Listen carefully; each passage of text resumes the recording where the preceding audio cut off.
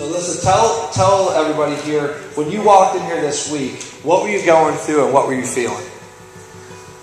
When I walked in this week, I have a lot of my friends moving really soon, and or that have moved lately, and I was feeling alone, and I was kind of feeling like God was going to leave me because everybody else is leaving me, and I was having thoughts of suicide and cutting, and I just felt like I was going to be alone. I had feelings of loneliness and sadness. So during this week, was there anything that was spoken to you or said or done that really caused you to grab a hold of that God really loves you or cares about you, that He does know?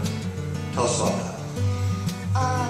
When you were talking about how when you saw me, you saw the word frantic on my forehead, and you knew that I was having thoughts of suicide and cutting, it kind of showed me that God does know what I'm going through. That's awesome. You also had told me that you were involved in praying for people and seeing healings take place up here. How did that impact you?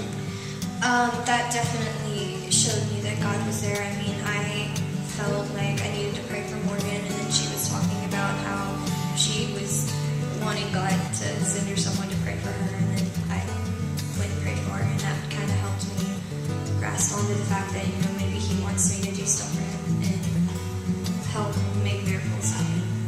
That's awesome. So what you're saying is that you felt the presence of God. That God spoke to myself and Levon and shared what was going on with you. It made God real to you. Then He then took you another step and used you to impact someone else, and you thought, wow, I have value. God really does love me and wants to use you. So how did this impact you this whole week? How are you feeling now after this whole week is done with some of the things you're going through? Tell us what you feel now.